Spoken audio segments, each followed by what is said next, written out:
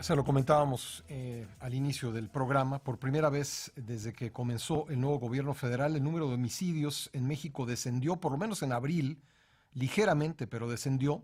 Sin embargo, los datos indican que durante los primeros 4 meses se han registrado en relación con el mismo periodo de 2018 un repunte histórico en el número de asesinatos dolosos. Vamos a hablar sobre estas cifras con un especialista, con Alejandro Ope, analista en seguridad, con quien ya hemos platicado en muchas ocasiones. Alejandro, bienvenido nuevamente al programa. Buenos días. Pascal, buenos días al auditorio. ¿Qué te dicen las cifras, Alejandro? ¿Qué conclusiones sacas? Mira, primero yo creo que hay que celebrar el hecho de que sí disminuyeron, aunque sea ligeramente, los homicidios en el mes de abril con respecto al mes de abril del año pasado.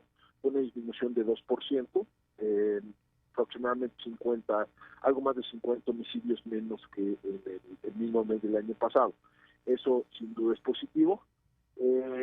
Podemos pensar que esto ya es un punto de inflexión, pues no sabemos.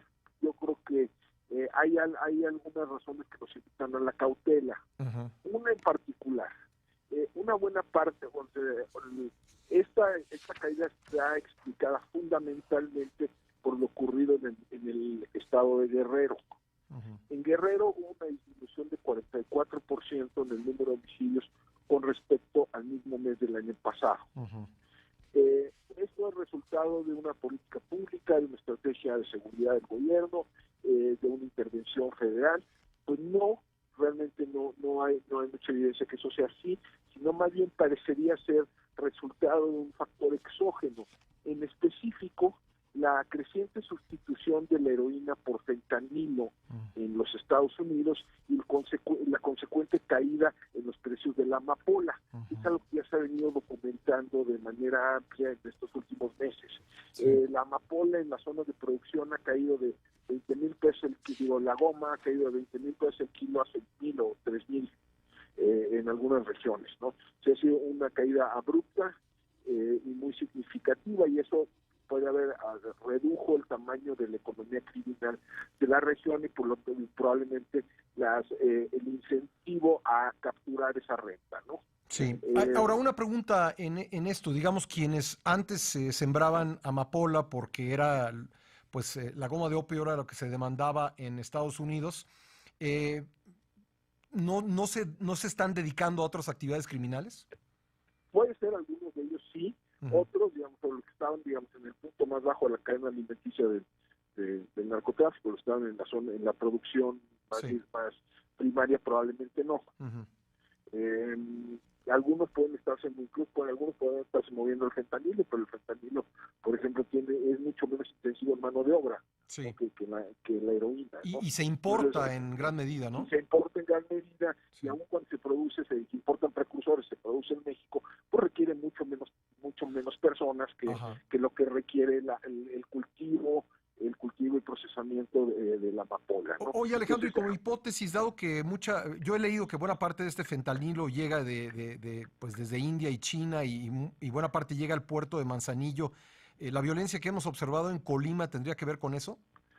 Puede ser, digamos, aunque el incremento del número de homicidios en Colima viene desde 2016.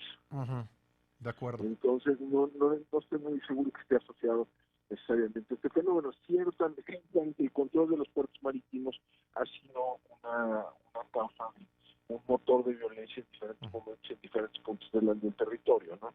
Bueno, y regresando entonces a tu argumentación, buena parte de la caída del mes de abril se experimentó en el estado de Guerrero. Otra importante fue Baja California, cae con respecto a abril del año pasado, aunque aumenta con respecto a marzo. En otros estados, en cambio, sí hay incrementos importantes. Cito, por ejemplo, el caso de Chihuahua, donde es casi una tercera parte, casi un poco más del 30% el número de homicidios. Sonora es otro caso, Tabasco, el Estado de México.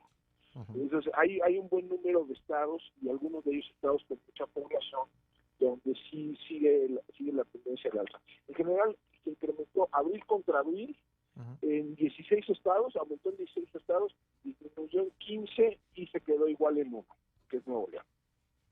Entonces aumentó en 16, se quedó igual, se quedó igual en en 1 1 y bajó en 15.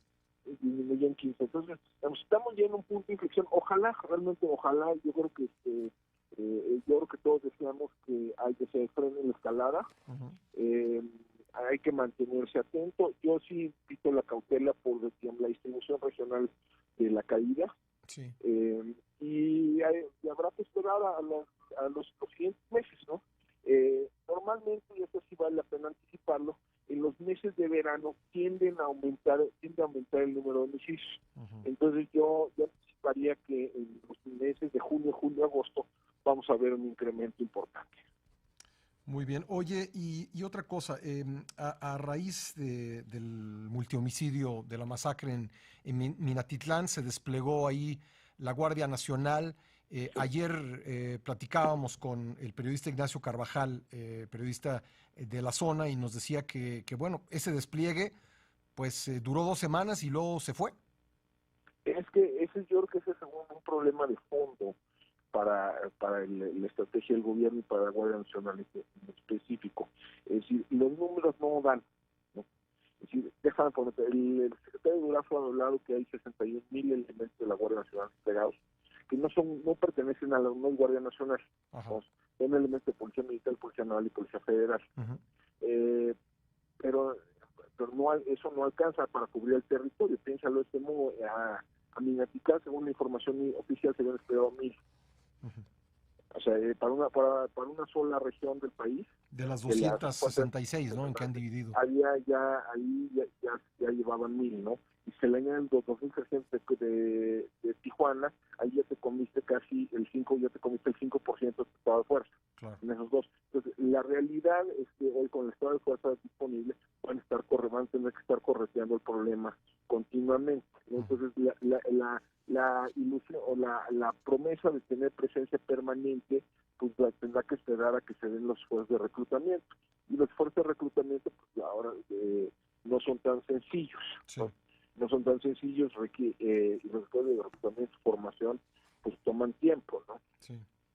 Pues Alejandro, siempre interesante platicar contigo por el análisis fino que haces de estos datos. Te agradezco mucho.